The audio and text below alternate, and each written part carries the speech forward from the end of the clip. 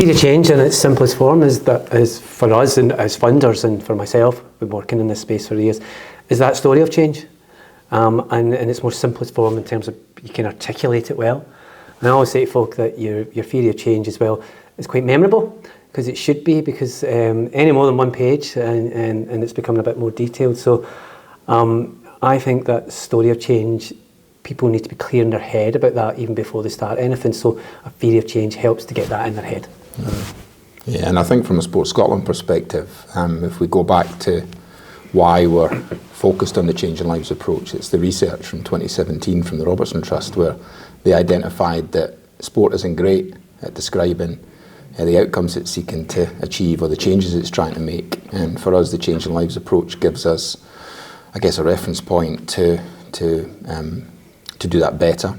And our aspiration is that we embed the approach in the system. So, the Changing Lives Champions programme, where we've got an extended period of time with key posts from across the system, the theory of change forms the kind of fabric for their learning. My observation as someone who came from non-sporting and community sector into the sporting sector way back in 2013, 2014, well, that was something I noticed straight away. Yeah. That just actually, that language of theory of change wasn't being spoken about in the sector.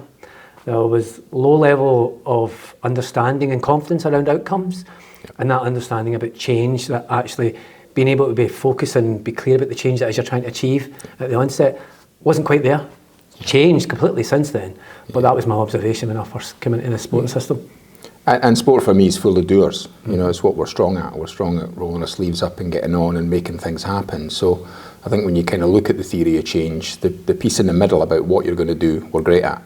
Because that's what we do. We just try things and get on with things. But actually, why we're doing it and what we know about who we're doing it for are the two bits of the model, the theory of change model, that we were missing, we were lacking, and we really need to focus on. Yeah. So, that what we do comes easy to us, but actually the evidence of, well, what do we know about the people that we want to do something with, and what are we trying to change for them? We weren't going deep enough to have those conversations before we started the activity. And it's a simple process.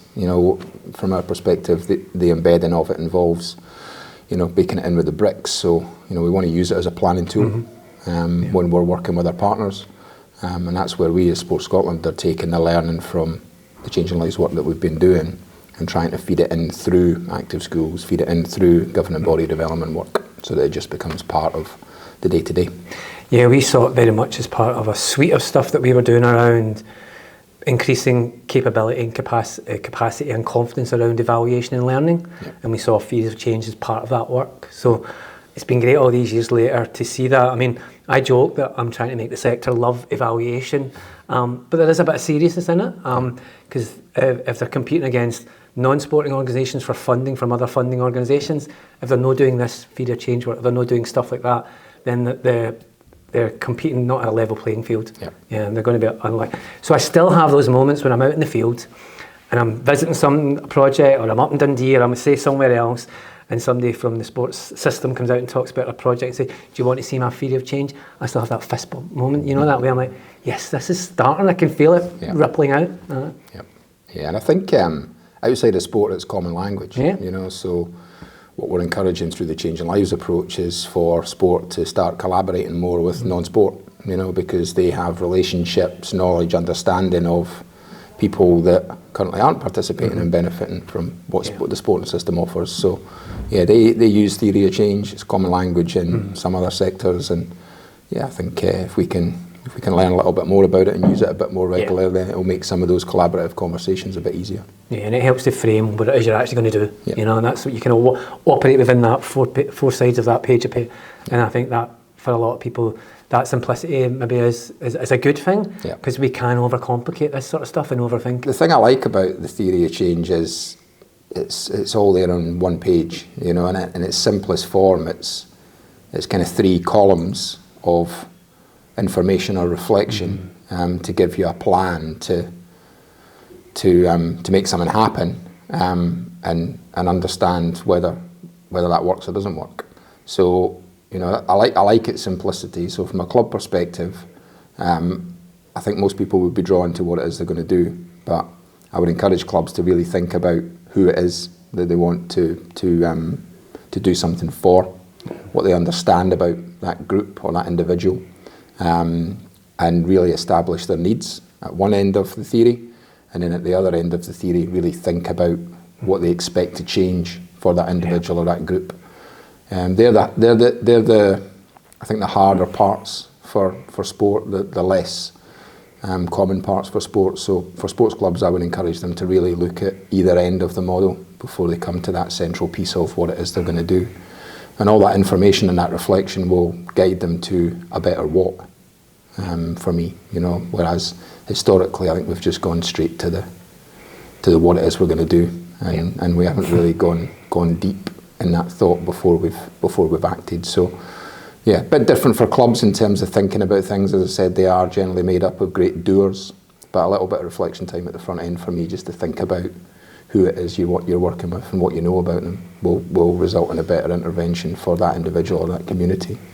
Yeah.